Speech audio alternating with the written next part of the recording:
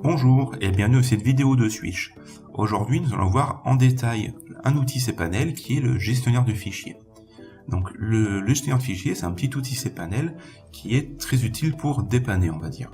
C'est un petit outil qui permet d'accéder à vos données rapidement à partir de cPanel, sans forcément utiliser un client FTP que vous n'avez pas forcément sous la main. Imaginons que vous êtes en déplacement, vous n'avez pas votre ordinateur sous la main, donc vous n'avez pas votre client FTP installé et vous avez besoin de modifier des données, eh bien vous pouvez utiliser le gestionnaire de fichiers de cPanel. Donc c'est un petit outil en fait qui permet de naviguer dans les dossiers de votre hébergement et de modifier des données ou d'envoyer des fichiers si besoin. Quand je clique sur le gestionnaire de fichiers, ça me place directement à la racine de mon espace d'hébergement. Par défaut, tous les fichiers ne sont pas affichés. Il manque ce qu'on appelle les fichiers cachés, c'est-à-dire les fichiers qui commencent par des points. Si vous voulez rectifier ça, par exemple pour modifier un fichier .htaccess, pour modifier des redirections, il faut aller dans Paramètres en haut à droite. Et là, vous pouvez cocher la petite case qui s'appelle Afficher les fichiers masqués, ce qu'ils appellent les .files. On enregistre, et là, vous voyez qu'il y a déjà beaucoup plus de choses qui s'affichent. Donc là, j'ai pris un cas pratique.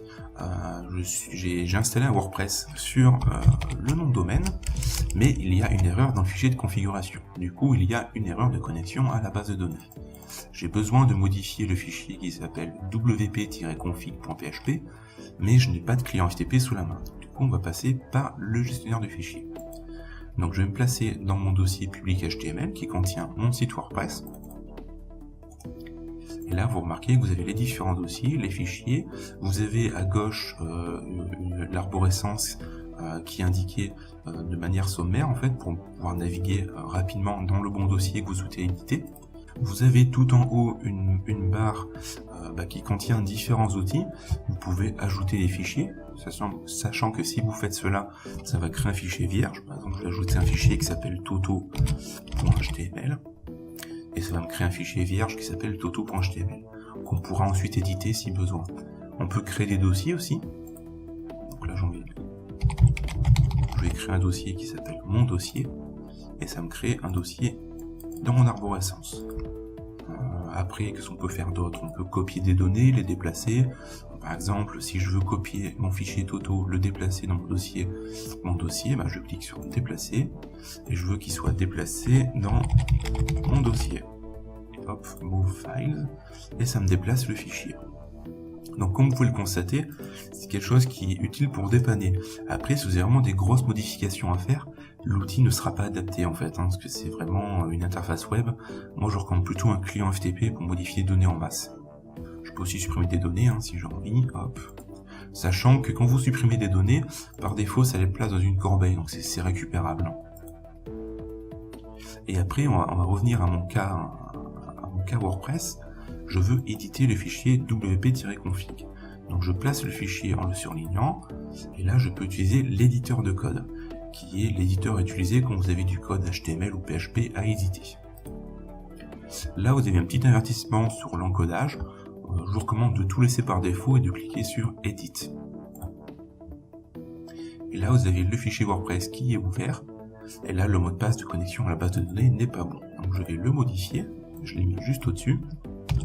Hop, copier-coller, et j'enregistre mes modifications. Je ferme l'éditeur, je retourne sur WordPress, et là tout de suite c'est mieux, le site arrive bien à se connecter à la base de données.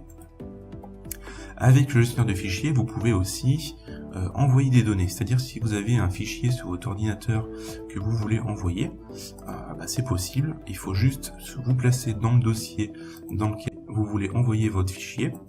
Cliquez sur charger ici en haut et sélectionnez un fichier que vous voulez envoyer sur votre hébergement. Moi je vais envoyer ce fichier là par exemple, hop, et ça l'envoie sur votre hébergement. Ensuite vous pouvez revenir en arrière et vous aurez le fichier qui aura été envoyé.